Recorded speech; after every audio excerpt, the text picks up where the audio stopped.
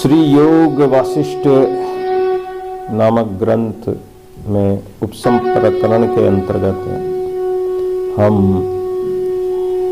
ज्ञानी महापुरुषों के विचारों का श्रवण कर रहे हैं। ज्ञानी महापुरुष किस प्रकार रहते हैं, उनका चित्त कैसा शांत और निश्चल रहता है, उनके चित्त में राग द्वेष विषय वासना आ ही नहीं सकती है। उनका चित्त निर्गुण निराकार परमपिता परमात्मा के चरण कमलों में लगा रहता है। वो सदैव निष्क्रिय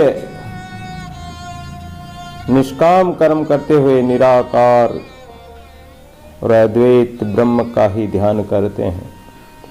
उनके जीवन में उनके सामने चाहे कितने ही सुंदर बगीचे, ताल तलैया, इंद्रियों के विषय प्रकट हो जाएं, तो भी वो उनकी तरफ आंख उठाकर भी नहीं देखते हैं।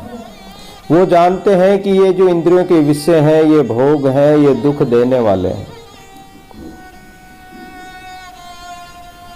जैसे ऋतु के अनुसार पर्वत में मीठे और कड़वे फल लगते हैं, तो उसको किसी से राग द्वेष नहीं होता। पर्वत होता है, पर्वत में अनेक वृक्ष होते हैं, उन वृक्षों के अनेक फल लगते हैं। किसी में मीठे मीठे फल लगते हैं तो लोग बड़े चाव से खाते हैं, कोई कड़वे फल भी लगते हैं तो नहीं खाते हैं। तो इससे पर्वत को कोई राग द्वेष नहीं होता। पेड़ के चाहे मीठे फल लगे चाहे कड़वे फल लगे, उससे पर्वत को क्या हानि लाभ होने वाला है। उसी प्रकार जो ज्ञानी महापुरुष वो पर्वत के समान अडिग और निर्भीक गंभीर रहते हैं। उनके सामने एक क्षमात चाहे कितने ही भोग आकर प्राप्त हो जाएं, तो वह उस भोग में हर्ष शोक को प्राप्त नहीं होते हैं, क्योंकि वो यथार्थ दर्शी है, सत्य बात को, सत्य तत्व को जानने वाले हैं। उनके जीवन में चाहे अनुकूल प्रतिकूल इष्ट अनिष्ट परिस्थितियां या संकट आ जाए, तो भी उस संकट में वो विचलित नहीं होते। पहाड़ जैसा कष्ट भी क्यों ना आ जाए, वो शांत रहते हैं। समुद्र में कितनी नदियां गिरती है, लेकिन समुद्र शांत रहता है। इसी प्रकार कर्मेंद्रियों से ज्ञानी महापुरुष कर्म करते हुए भी उसमें आसक्त नहीं होते हैं। देखने में तो ऐसा लगता है कि वो आसक्त है, लेकिन भीतर उनकी वृत्ति अनासक्त योग से संपन्न होती है। अर्थात वो किसी में राग द्वेष करते ही नहीं है, किसी में लीन रहते ही नहीं। माहिते मन काट कर लहरा के निष्ठ और संसार में रहते हुए भी अपने मन को परमात्मा में लगाए रखते हैं। संसार में रहते हुए भी संसार में नहीं रहते हैं, खाते हुए भी नहीं खाते हैं, सब कुछ कर्म करते हुए भी उससे ऊपर रहते हैं। जिस प्रकार कोई मणि हो और वो कीचड़ में पड़ जाए, कीचड़ में भले ही पड़ी हो, लेकिन उसके भीतर कीचड़ नहीं घुसता, क्योंकि वो मणि चमकदार है, प्रकाशवान है। चाहे वो कहीं भी पड़ी रहेगी तो ही वो अपना प्रकाश नहीं छोड़ती, उसका प्रकाश मिटता नहीं है। ऐसे ज्ञानी महापुरुष होते हैं।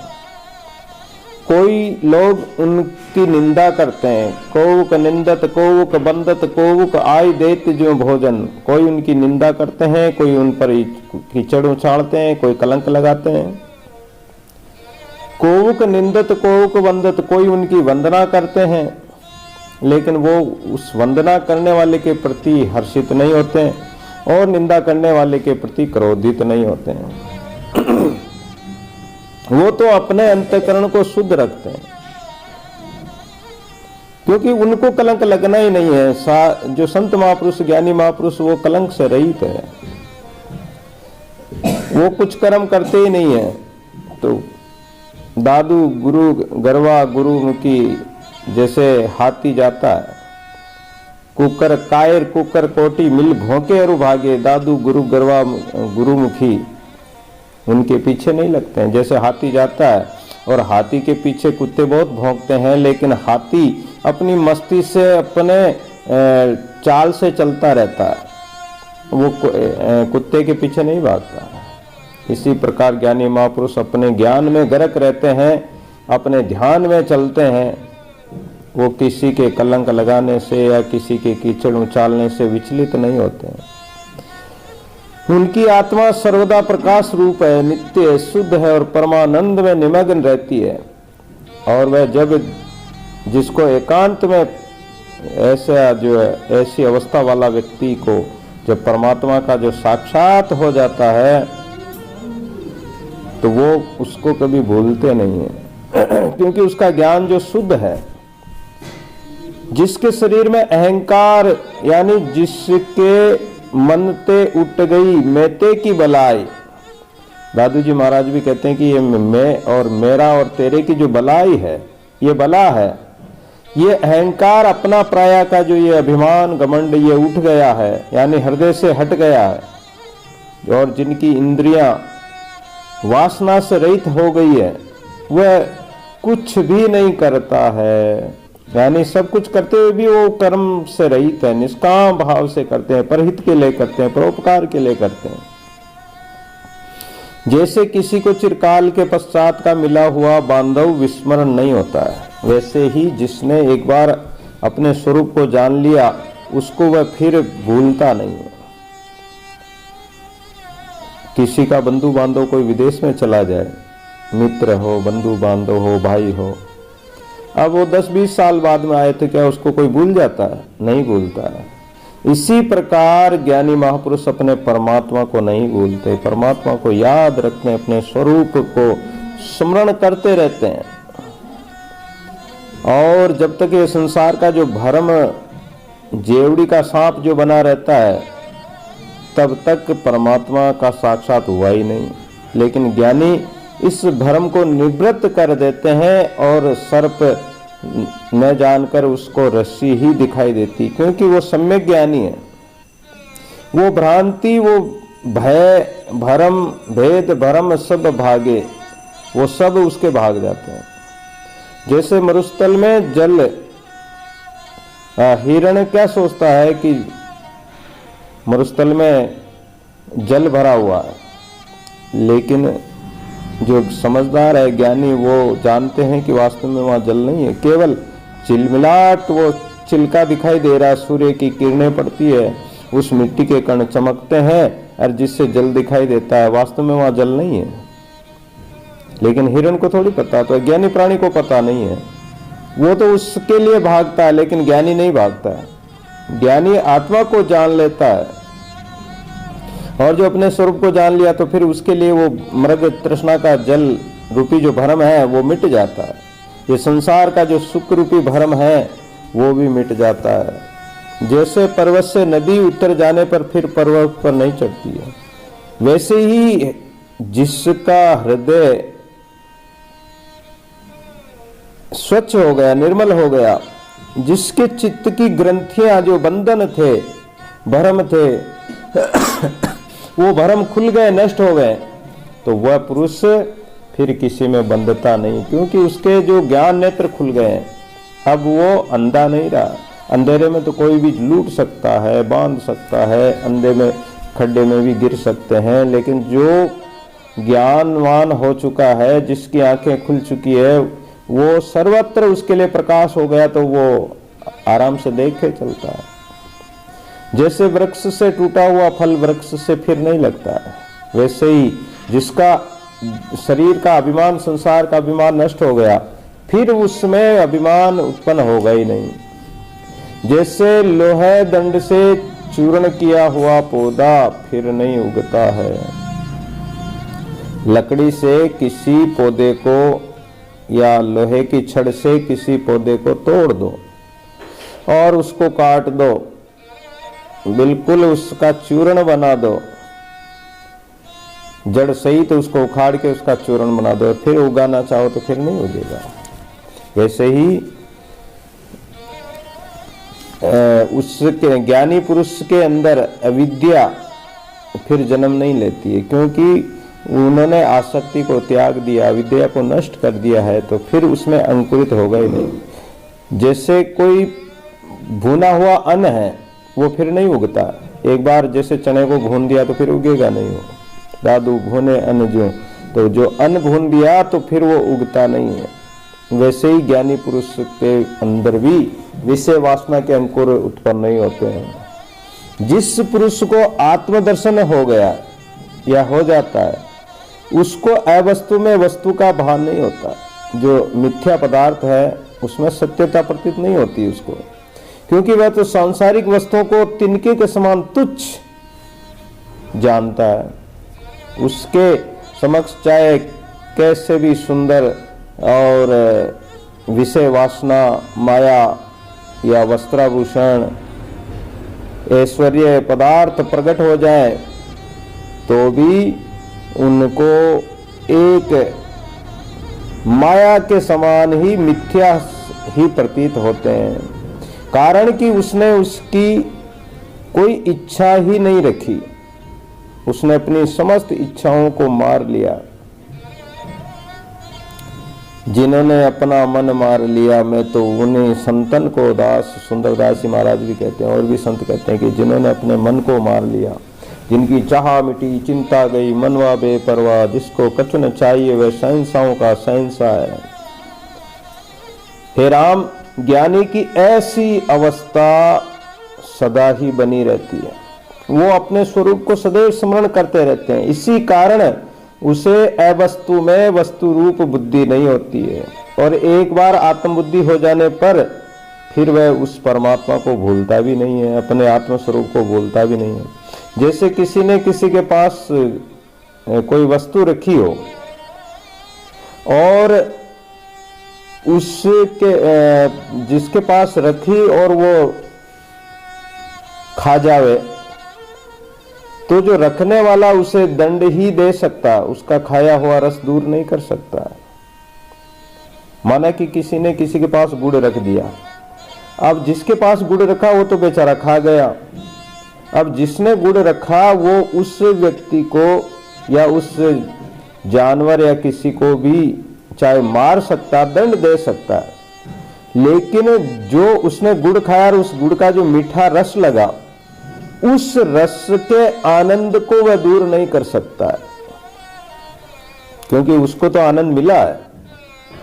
वैसे ही जिसको आत्म साक्षात्कार हो गया, उसका कोई कुछ नहीं कर सकता। चाहे कोई उसको, जैसे दादू जी महाराज को सांभर में मारते हुए जेल में बंद कर दिया, कैद में बंद कर दिया, तो भी महाराज तो परमात्मा के आनंद रस में मग्न होकर दादू मोई भरोसा मोटा, तारन तीरन सोई संग मेरे, कहाँ करे कली खोटा भजन गा रहे थे। काजी ने हाथ उठाकर काजी ने दादू जी महाराज के गाल पर मुक्का मारा, तो महाराज ने कहा कि मेरा एक गाल और बाकी है। उसमें भी वो दुखी नहीं हुए, विचलित नहीं हुए। तो जो राम रस को जो पान कर चुके हैं, पान करते रहते हैं, वो उसको भूलते नहीं, उसी में मगन रहते हैं। ये संकट, ये दुख आते रहते हैं, चले जाते हैं, लेकिन उसके साथ वो लगते ही नहीं है।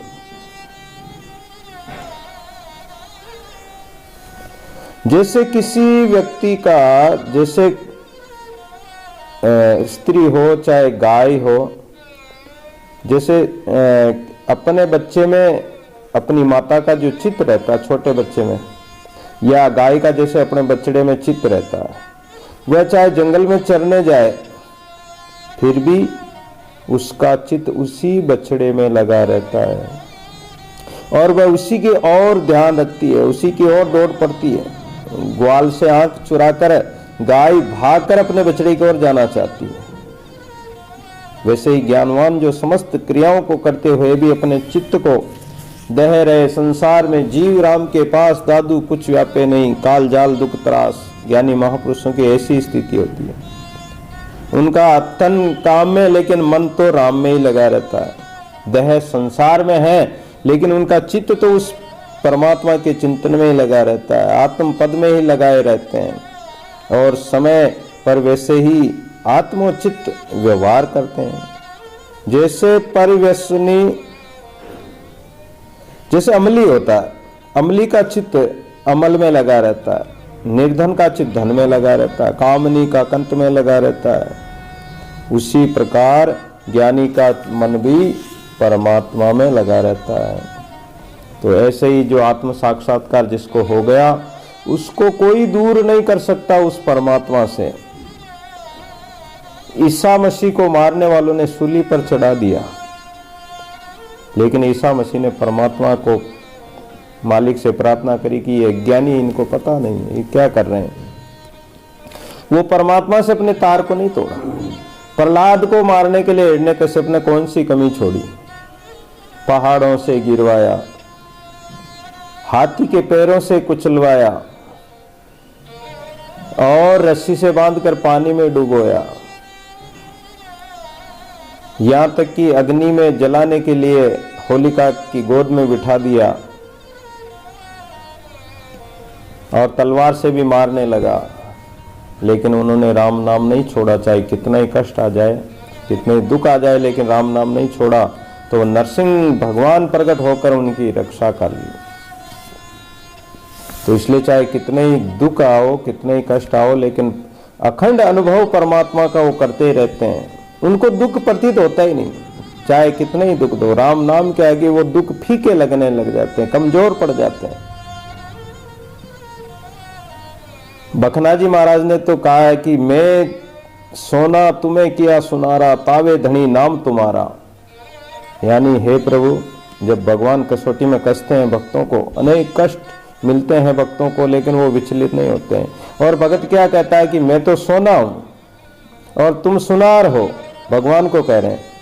सोने को सुनार अग्नि में दहे, अग्नि दहे 10-12 तभी वो प्राण पतिजे। सुनार सोने को बार बार अग्नि में तपाता है, तो सोना कभी दुखी नहीं होता है।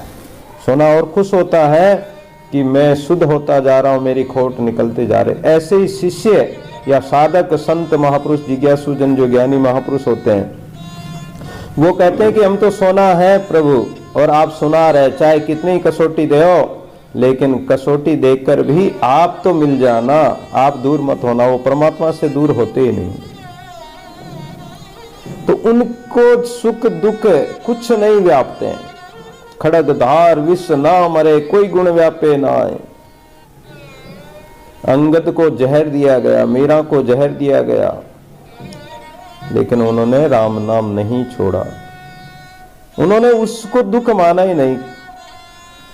सम्यक ज्ञानी की अविद्या नष्ट हो जाती है, वह दुखों को नहीं देखता है।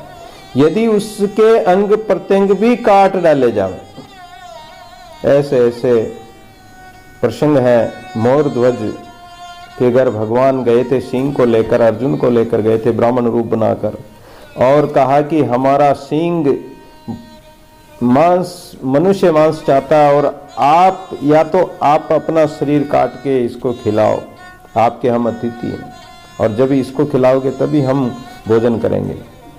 उन्होंने अपने बच्चे को आरे से काट डाला, लेकिन पीछे नहीं हटे, उनको कोई दुख नहीं हुआ, एक आंसू तक नहीं आया। तो शरीर के अंग राजा शिवी थे, और उनकी शरणागति में एक कबूतर आ गया था। इंद्र और अग्निदेव परीक्षा लेने आए थे, तो एक तो बाज बन गया, एक कबूतर बन गया। कबूतर भागता भागता आया, पीछे बाघ दौड़ता हुआ आ रहा है पकड़ने के लिए। कबूतर राजा शिवी की गोद में बैठ गया। तब शिवी ने कहा कि ये कबूतर मेरी शरण में है और अब तुमको ये कबूतर नहीं मिलेगा। बाज ने कहा कि मेरा शिकार है, मुझे दे दो। बोले कि इसके बदले में तुम कोई भी मांस ले सकते हो। बोले नहीं, अगर मांस ही देना चाहते हो अपने शरीर का मांस काट कर डालो। तो राजा शिवी ने अपने शरीर का एक तुला में कबूतर को बिठा दिया और एक तुला में अपने शरीर के मांस काट काट कर चढ़ाने लगे, लेकिन उन्होंने वो मुड़े नहीं, शरणागति से नहीं मुड़े, छोड़ा नहीं, धर्म नहीं छोड़ा। तो शरीर के नष्ट होने से भी वो नष्ट नहीं होता, उनका भाव, उनकी भावना, उनका प्रेम नहीं टूटता है। लागी छूटे नाए, जिसके लगन लग जाती है, तो लगन लगने पर चाहे कितना ही कष्ट आओ, लेकिन वो लगन को नहीं तोड़ते हैं, क्योंकि उसके सुख दुख तो पहले ही नष्ट हो चुके हैं। वह सर्वदा ही आत्म पद में निश्चयवान बने रहते हैं। वह देखने में तो संकटवान भी आता है, तो भी उसको संकट कोई नहीं होता है। देखने में तो आता है कि उनको कितना संकट हो रहा है, कितना दुख भोगने पड़ रहे हैं, लेकिन वह चाहे वन में रहे, चाहे घर में रहे, चाहे वो व्यवहार करे, चाहे समाधि में रहे, पर वह सर्वदा ही ज्यों के त्यों बने रहते हैं, अडिग होकर, अविचल होकर रहते हैं।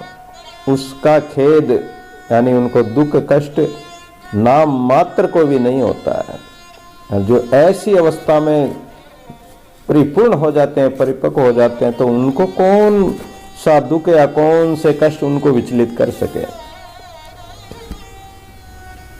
आगे वशिष्ठ जी महाराज मुक्ति के बारे में विचार करते हैं।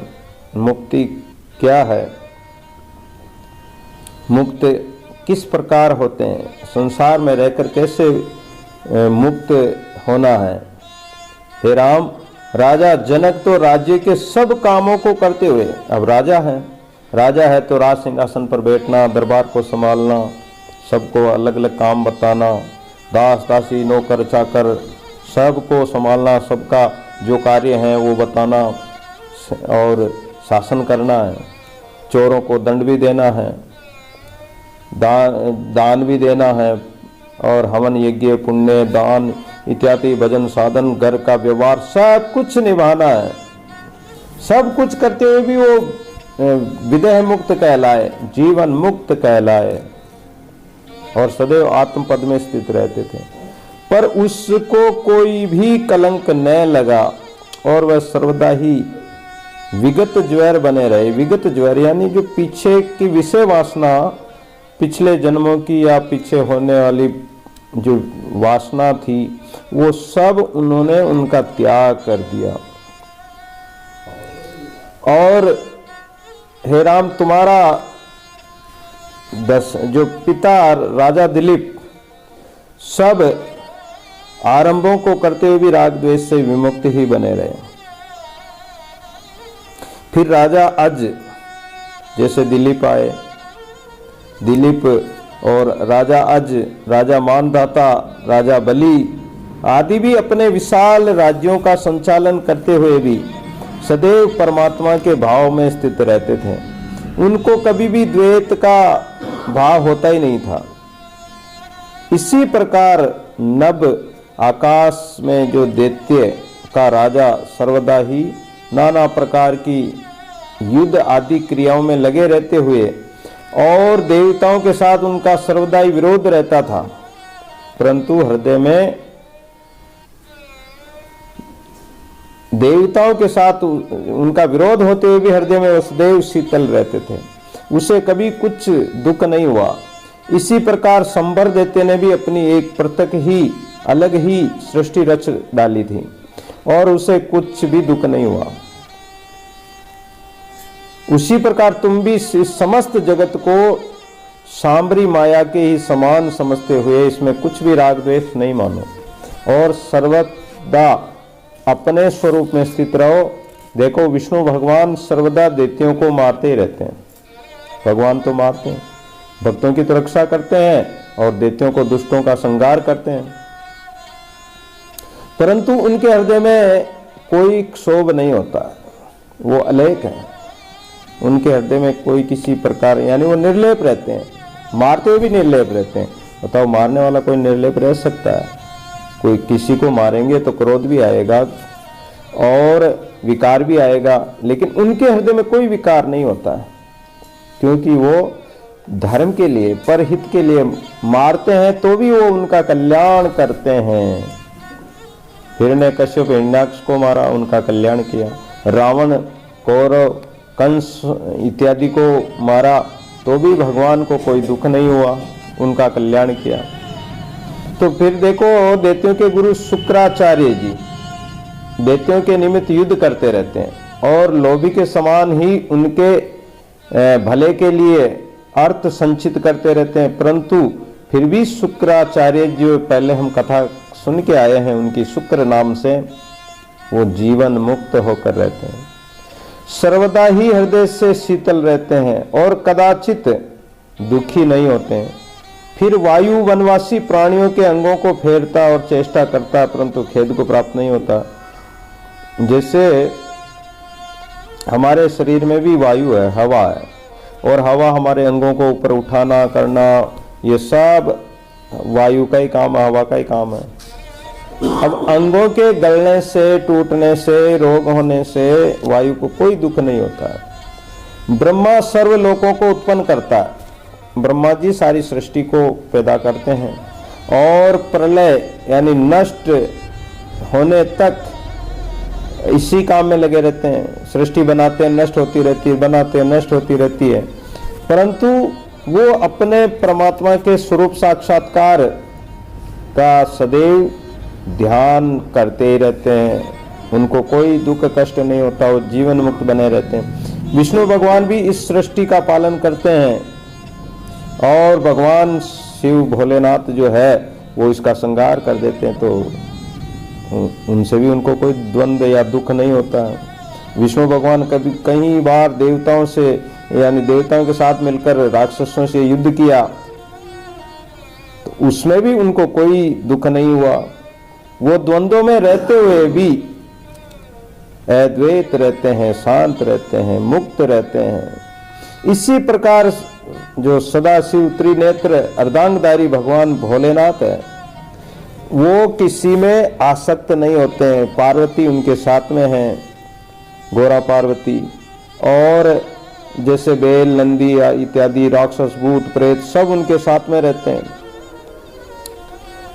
दैत्यों के साथ युद्ध भी करते हैं, परंतु उनका हृदय समुद्र के समान शांत और शीतल रहता है।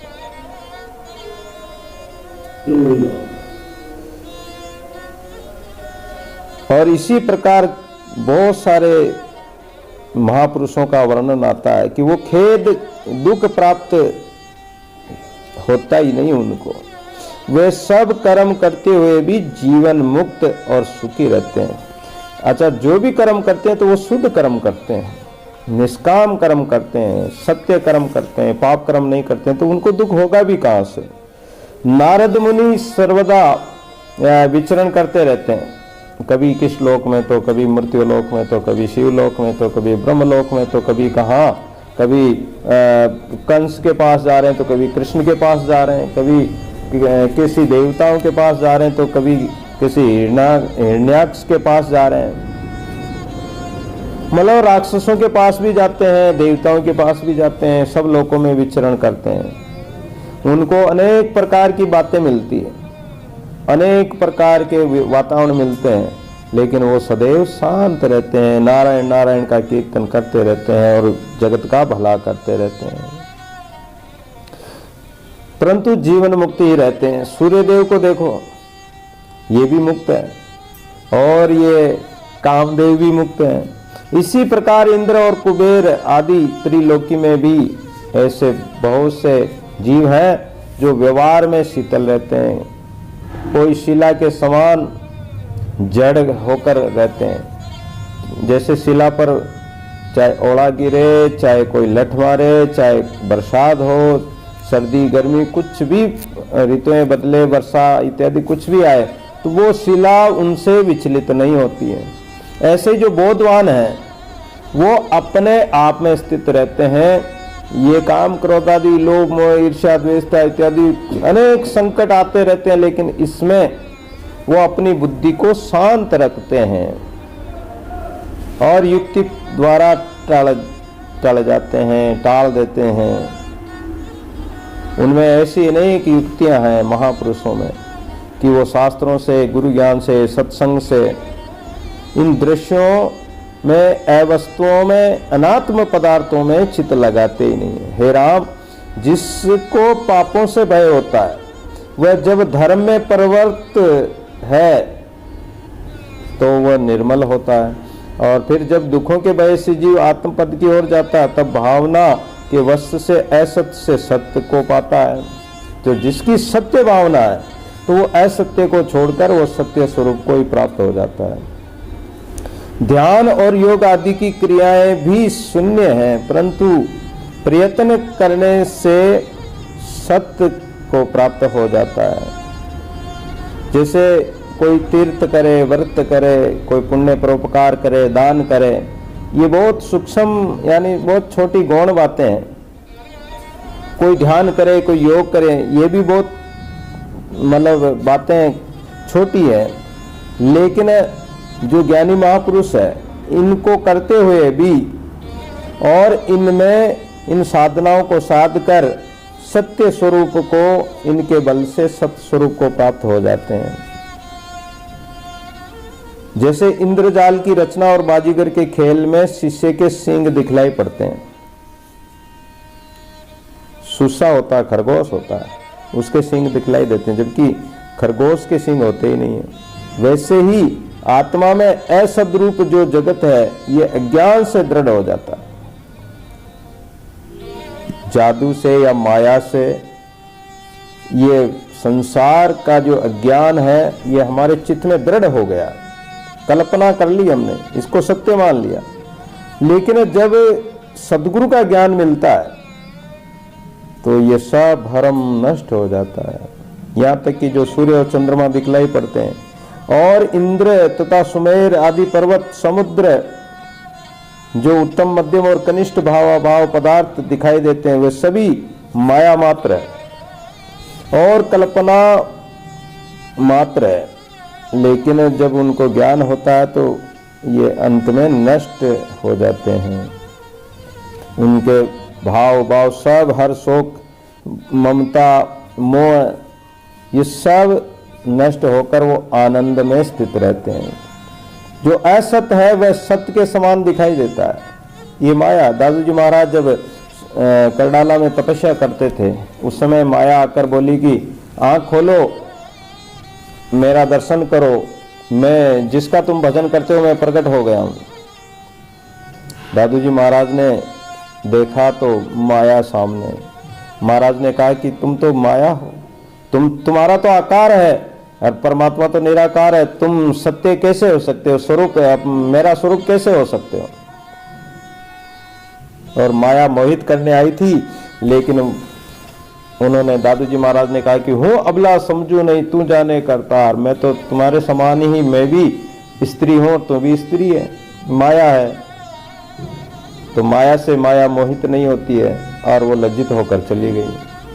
तो असत्य में भी सत्य प्रतीत होता है अज्ञानी को, लेकिन ज्ञानी को नहीं होता है। और जो सत्य है वह असत्य के समान दिखाई देता है। यही जगत के गुण है।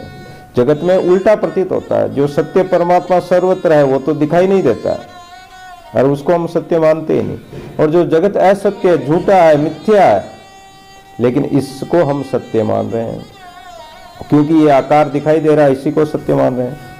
तो ये संसार का ऐसा ही गुण है। तब भला ऐसे भयंकर जगत के हाथ, यानी जगत से हमें क्या हाथ लगेगा? जगत में हाथ डालोगे तो इससे क्या प्राप्त होने वाला है? इसके हाथ में पड़ने वाला अविवेकी और मूर्ख है। जो प्राणी इस जगत में पड़ता है तो वह अज्ञानी है, अविवेकी, उसको कोई विवेक नहीं, कोई ज्ञान नहीं है, वो गंवार है, वह कभी मुक्त नहीं हो सकता। पर जिसका मन इस झूठे और मिथ्या जगत से क्षय यानी नाश हो जाए, नष्ट हो जाए, तो वह मुक्त हो जाता है। और जिसका मन क्षय नहीं हुआ तो वह इसके बंधन में बंध जाता है। मुक्ति की इच्छा करने वालों को आत्मा का ही विचार करना चाहिए। अगर मुक्त होना है तो अपने स्वरूप का विचार करोगे तो ही राजा जनक आदि राजाओं ने जैसे अनुभव किया तो उनका अनुसरण करोगे, महापुरुषों का अनुसरण करोगे तो इसी मार्ग में चलकर और तुम भी वैसे ही आत्म पद को प्राप्त कर सकते हो। हे राम, तुम भी ज्ञान से अपने चित्त को ऐसा निर्मल कर लो और उसी स्वरूप में लीन हो जाओ। युक्तियां कई प्रकार की होती है। अब जिस युक्ति से तुम परमात्मा से मिलना चाहो मिल सकते हो। मुक्ति भी होती है। जैसे मुक्ति दो प्रकार की होती है, एक जीवन मुक्ति और विद्या मुक्ति होती है। दादू जी महाराज ने 4 प्रकार की मुक्ति बताई है। सालों के संगति रहे, सामी पे सन्मुख जो सारू पे सारी का बया साई जी के हुई, 4 प्रकार की मुक्ति। यहाँ जीवन मुक्ति और विद्या मुक्ति 2 प्रकार की मुक्ति बता रहे हैं। जो सभी पदार्थों में आसक्ति रहित बुद्धि रखते हैं, असंसक्त बुद्धि रखते हैं और जिनका मन शांत है, वे सदैव ही मुक्त हैं। और जिन्होंने ज्ञानपूर्वक सब पदार्थों में यानी वस्तु व्यक्ति पदार्थों से अपना जो राग है, आसक्ति, उसको हटा लिया, तो वह सर्व व्यवहार करते हुए भी शीतल चित्त बना रहता है और वह जीवन मुक्त कहलाता है। सब संसार के कर्मों में रहते हुए भी जो कर्मों से परे हो गया है, यानी उन कर्मों से अपने चित्त को हटा लिया, विकारों को हटा लिया, जिसका चित्त शांत शीतल हो गया, तो वो जीवन मुक्त कहलाता है। उसको चाहे कोई कपड़ा उड़ा दे तो कोई उनको ये नहीं कि किसी ने उड़ाया, चाहे चलते चलते वो कपड़ा गिर जाए तो भी उनको कोई फर्क नहीं पड़ता, कोई खिलाए तो खा लिया, नहीं खिलाए तो नहीं खाया। वो ऐसे मुक्त होकर, जीवन मुक्त होकर विचरण करते हैं। जीवन मुक्त फिरे जगमाए ऊर्जे को सूर्जेवा, ऐसे महापुरुष उलझे हुए जीवों का कल्याण कर देते हैं। किंतु जिसने सर्वभावा भाव पदार्थों से चित्त को हटा लिया और अद्वैत तत्व को प्राप्त हुए हैं, और देखने में जिसका शरीर आदि के क्रिया तो होती जान पड़ती है, जैसे राजा जनक की तरह, वो संसार में रहते हुए भी विदेह मुक्त कहलाए। तो ऐसे अद्वैत तत्व में जिसका चित्त रहता है और भाव अभाव किसी में नहीं करते हैं, तो वो विदेह मुक्त कहलाते हैं। किंतु जो पदार्थों के सने में पड़े हुए हैं, पदार्थ ये संसार के वस्तुएं, संसार के व्यक्ति, संसार के संबंध, इन संबंधों में जो प्रेम है, प्रेम क्या, वो मोह है। तो जो मोह में पड़े हुए हैं वो मुक्ति के लिए अगर यत्न करें तो वो मुक्त हो सकते हैं, नहीं तो वो बंधन में तो पड़े हुए हैं, बंधे हुए हैं। और जो यत्न करता है तो उसके लिए कोई कठिन भी नहीं है, असंभव नहीं है कि कोई मुक्त नहीं हो सकता है, हो सकता है। अगर इस प्रकार की युक्ति अपनाए कि हमें इन पदार्थों में, व्यक्तियों में मोह नहीं करना है, तो मोह को छोड़ता जाए, जितना मोह छूटेगा उतना ही वो मुक्त होता जाएगा, और जितना मोह करेगा उतना ही बंधन में बनता जाएगा। तो ये युक्ति से ही पार पा सकते हैं। इसी प्रकार जो युक्ति से रहित है, यत्न करता, उसका गोपद भी समुद्र हो जाता है। जैसे गो का खुर होता है, उसमें जल होता है, उसको व्यक्ति लांघने में क्या देर लगे, हर कोई लांघ जाता है। और अज्ञानी प्राणी के लिए वो गो का खुर भी समुद्र के समान हो जाता, भवसागर के समान हो जाता। भवसागर पार पाना बड़ा कठिन है। एक गो का खुर नहीं लांघा जा सकता है किसी से, एक नशा नहीं छोड़ा जा सकता किसी से, एक बुरी आदत नहीं छोड़ी जा सकती यदि किसी से, तो वो इस भवसागर को कैसे पार पाएगा। ये भवसागर से बिना हाथ पैरों के तैर कर पार करोगे, कैसे करोगे। नाव मिल जाएगी तो पार कर सकते हो।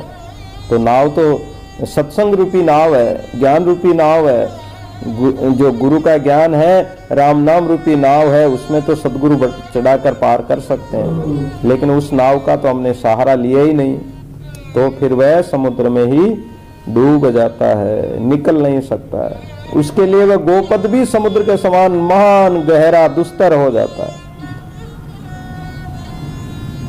अतः तुम सारे उपायों को त्याग कर और केवल आत्म पद की प्राप्ति का यत्न करो। राम जी को कह रहे हैं वशिष्ठ जी महाराज कि तुम सब कर्मों को त्याग कर क्या करो, आत्म पद कल्याण के लिए साधन करो।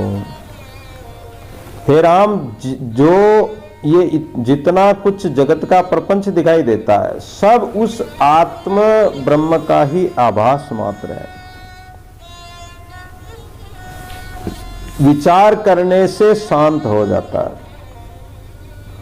विचार करो, देखो समुद्र, जैसे सांभर की झील में जल दिखाई देता है, मरुस्थल में जल दिखाई देता है, तो वो है तो नहीं है, केवल आभास हो रहा, दिखाई दे रहा है। और अगर ज्ञान कर ले कि वास्तव में वो जल नहीं, केवल किरणों की चमक से दिखाई दे रहा, तो वो शांत हो गया। तो इस प्रकार असम्यक दर्शन से ही ये स्थित हो रहा है। अगर ज्ञान दृष्टि से देखा जाए तो ये नष्ट हो जाता है, ज्ञान दृष्टि से देखा जाओगे तो शांत हो जाएगा। परंतु बिना आत्म अभ्यास के, निरंतर आत्म स्वरूप का अभ्यास नहीं करने से पार करना कठिन है। कठिन ही नहीं, असंभव भी है। ये जो संसार रूपी सागर मोह रूपी जल से परिपूर्ण है, मोह रूपी जल भरा हुआ है और गहरा अगाध भरा हुआ, तो इस समुद्र से, संसार समुद्र से, मोह सागर से कैसे पार पाओगे? इसमें मरण रूपी आवृत, और इस संसार समुद्र में और बड़ी भयंकर आवृत कहते हैं, लहरें आती है और भंवर पड़ता है। कई जगह ऐसा भंवर पड़ता पानी का, जिसमें बड़े बड़े जहाज जो उस भंवर चक्कर में फंस जाते हैं और उससे निकल नहीं पाते हैं, उसी में डूब जाते हैं। कई बार पानी में देखा होगा, जहाँ पानी बहता नदी का, तो किनारे के पास में जहाँ पानी 2-3 तरफ से आता हो, तो वहाँ एक गोल गोल चक्कर पानी घूमता है, उसी को भंवर कहते हैं। ऐसे समुद्र में हवा से भंवर बनता है, तूफान से। और जैसे वो बबूल आता है और बबूल गोल गोल घूमता है, और वो समुद्र में जब आता है तो पानी को भी गोल गोल घुमा देता है और पानी में भंवर बन जाता, तो बड़े बड़े जहाज उसमें डूब जाते हैं। तो तुम्हारी क्या ताकत है जो तुम इस भवसागर के भंवर जाल से बच पाओगे? इंद्रियों के जाल में जो फंस गए इस भंवर जाल में, तो फिर निकलना मुश्किल है। फिर इसमें इंद्रियां और मन रूपी बड़े बड़े मगरमच्छ जानवर है, काम क्रोध रूपी सर्प मुंह फाड़ कर खड़े हैं, जीव रूपी नदियां आकर इसमें मिली हुई है। इससे जो तर जाता वही पुरुष है। पुरुष किसको कहते हैं? जो पुरुषार्थ करता है, कर्म करता है, उसको पुरुष कहा गया। इसमें स्त्रियों वही उनके बलवान, जैसे स्त्रियों को क्या कहते हैं? अबला, अबला, यानी उनमें बल नहीं है, वो सबल नहीं है। इसी प्रकार अपने बल को आजमा कर, यानी बल साधना और सुमरण के बल के द्वारा पार पा सकते हैं, जिनसे वे पहाड़ों को भी खींच सकती है और मोतियों के समान जो महा दुख देने वाले कष्ट काम क्रोधादि है, इससे वो पार पा जाते हैं। बड़वाग्नि के समान ही वे पुरुषों को, जैसे समुद्र में क्या होता है, जल में अग्नि होती है, एक दावानल होता है जो जंगल में दावाग्नि लगती है, जंगल में आग लगती है, या दावा पड़ जाता है, सर्दी में दो पड़ जाती, दावा लग जाता है। और एक जठराग्नि होती जो हमारे पेट के अंदर हमारे भोजन को पचाती है। एक अग्नि होती जल के अंदर जो बड़वाग्नि होती है, वो जल को सौंपती रहती है। ऐसे ही ये माया जीव को शोषण करती रहती है, जीव को भस्म करती रहती है। जो इस माया से तर जाते हैं वही सच्चे मर्द है या सच्चे पुरुष हैं। जो बुद्धि रूपी जहाज और संत रूपी मल्लाहों के द्वारा इस जगत रूपी सागर को नहीं पार कर सकता, उसको बारंबार धिक्कार है। अरे जिसके पास नाव है और संत रूपी मल्लाह केवटिया, सतगुरु रूपी केवटिया तैयार है, फिर भी इस संसार सागर को पार नहीं करे, तो उसके समान मूर्ख और कौन होगा? हे राम, जो आत्मविचार नहीं करते हैं वे इस भवसागर को पार नहीं पा सकते हैं। और जो आत्म साक्षात्कार नहीं करता तो वह कैसे तर सकता है? तुम पहले ज्ञानवानों का साथ करके, संत महापुरुषों का सत्संग करके और उनके विचारों को धारण करके बुद्धि से इस संसार समुद्र को देखो तो सही, क्या है ये संसार समुद्र। जब सतगुरु ने अपने चेले को कहा कि चेला तू देख ले, घरे तू जाए दुनिया मतलब की। एक चेला सतगुरु के पास आता था और चेले को आते आते कई वर्ष हो गए, सेवा करते करते प्रतिदिन आता था। जब उसकी सगाई हो गई, बोले कि आज तो महाराज मेरी सगाई हो गई। अरे बोले कि तू हमसे भी गया।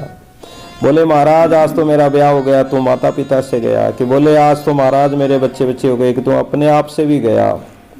तो संसार से वो पार नहीं पा सकते हैं, फंसता ही जाता है। लेकिन सतगुरु उसको पार कर देते कि चला तू देख तो सही है, संसार तेरा नहीं। और उसको ज्ञान सिखा दिया, उसको विद्या सिखा दी, श्वास रोकना सिखा दिया, तो वो श्वास रोक कर सो गया। लोगों ने सोचा कि मर गया, और लोग रोने लगे, परिवार वाले रोने लगे। जब महात्मा को बुलाया, महात्मा ने कहा कि ये तो मर तो गया है लेकिन जीवित हो सकता है, और दूध मंगाया, उसके ऊपर 7 बार फिराकर बोले कि जो इसको पी जाएगा वो तो जिंदा, ये तो जिंदा हो जाएगा, जो पिएगा जो मर जाएगा। तो किसी ने भी दूध पान नहीं किया। जब चेला, उसके आंखें तो खुली हुई थी, वो सब देख रहा था, वो सब सुन रहा था, केवल उसने श्वास रोक रखी थी। तो इस संसार को देखो तो सही कि ये संसार स्वार्थ का संसार है, मोह का संसार है, ये विषयों का संसार है, इसमें कोई अपना नहीं है। क्या शुभ है, क्या अशुभ है, क्या पाप है, क्या पुण्य है। तो जो शुभ मार्ग है, सुकृत मार्ग है, उसको अपना लो। जो इस सुंदर और शुभ मार्ग को त्याग कर विषयों की ओर जाते हैं, वे संसार समुद्र में डूब जाते हैं। और जो विषयों का सेवन करते हैं वे निश्चय ही नरक में जाते हैं, नष्ट हो जाते हैं। परंतु जिसने स्व शास्त्र और संत वाणियों का आसरा लिया है, सत्संग किया है और संतों के वचनों का पालन किया है, तो वो उनको वैसे ही दुख नहीं दे सकता है कि जैसे गारुड़ी मंत्र जानने वालों को सर्प दुख नहीं दे सकते हैं। जो सर्पों के मंत्र जानता है वो सर्पों को हाथ में खिलाते हैं, उनको कोई दुख नहीं होता, वो सर्प उनको काट भी नहीं सकता, वो मंत्र से उसको कील देता है, तो वो सर्प उसको काट नहीं सकता। तो इसी प्रकार जिसको इस भवसागर से तरने का जो मंत्र है, संतों के जो गुरु मंत्र है, संतों की जो वाणी है, वो गुरु मंत्र समानी है। और वो जो गुरु मंत्र जिसको याद है, जो राम नाम रूपी मंत्र को ध्यान में रखते हैं, अपने साथ रखते हैं, तो उनका काल भी कुछ नहीं बिगाड़ सकता। सर्प तो क्या है। जिसे ज्ञान रूपी धर्म लक्ष्मी प्राप्त हो गई, वह अमृत के समान शीतल शुद्ध और प्रकाश रूप हो जाता है। तो हे राम, ऐसा विचार कर ही आत्मवेता पुरुष इस जगत से उपराम होकर रहते हैं। तुम भी आत्मविचार का ही आश्रय ग्रहण करो। ये सारा जगत तो ऐसा ही है, मिथ्या है। तो इस जगत से अपने चित्त को उठाकर और इस जगत की असत्यता देखो, इसकी मिथ्याता देखो। जैसे आकाश में कुसुम कहने के ही है, आकाश में फूल नहीं खिलते कभी, क्योंकि आकाश में फूल कहाँ से खिलेंगे। खरगोश के माथे में सींग कैसे उगेंगे, बाज के पुत्र कैसे होगा। तो इस प्रकार ये सत्य नहीं है, ऐसे ये जगत भी सत्य नहीं है। केवल अच्छे विचार को धारण करो। अविचार के कारण ये जगत सत्य प्रतीत होता है, झूठा जो है वो सत्य दिखाई देता है। तो विचारवान ज्ञान रूपी नौका पर बैठकर और किनारे पहुंच जाते, पार पहुंच जाते हैं, पार ब्रह्म परमात्मा में मिल जाते हैं। तो विचारवान के पास जो चित्त होता है, उस चित्त रूपी चक्र पर चढ़कर और पार पा सकते हैं। जैसे चक्र पर चढ़ा हुआ बालक फिरता है तो पर्वतादिक पदार्थ उसको भ्रमते हुए भासते हैं। कोई चक्कर, जैसे चक्री खाता है, बच्चे चक्री खाते हैं, तो जब चक्कर आ जाते हैं तो उसको ऐसा लगता है कि सब पृथ्वी आकाश वगैरह सब पदार्थ पेड़ पौधे सब घूम रहे हैं। लेकिन जब उसका चक्कर ठहर जाता तो फिर वो स्थिर जाने लग जाता। तो ऐसे ही चित्त के स्थिर हो जाने से, जब तक अपना चित्त घूम रहा है विषय वासनाओं में, तब तक सारा संसार ही ऐसे ही घूम रहा है, ऐसे ही सत्य प्रतीत हो रहा। लेकिन जब चित्त शांत होकर विचार करता, चिंतन करता परमात्मा का, तो ये कल्पनाएं नष्ट हो जाती, तृष्णाएं नष्ट हो जाती है, जो भी फुरना होती है, रोग शोक सब दुख संकट मिट जाते हैं। और जो ऐषणाएं होती है, लोकेशना है चाहे वितेषणा है, ये कुछ भी नहीं रहती है। क्योंकि जब चित्त चेतन हो जाता है तब इच्छा आदि गुण कहाँ से रहेंगे। चित्त जब तक असावधान था तब तक उसमें अनेक प्रकार के चिंतन होते थे, संकल्प विकल्प उठते थे। लेकिन चित्त शांत हो गया तो अब किसी प्रकार भी उसको कोई विचलित नहीं कर सकता है। जैसे प्रकाश के होने से वर्ण ज्ञान नहीं रहता, वैसे ही चित्त के नष्ट हो जाने पर इच्छा आदि का विनाश हो जाता है। कामनाओं का, मनोरथों का, सब विषय वासना का विनाश हो जाता है। सत्य राम साक्षी सर्वधा अज अविनाशी अपरंपार, सत्य राम साक्षी शर्वा।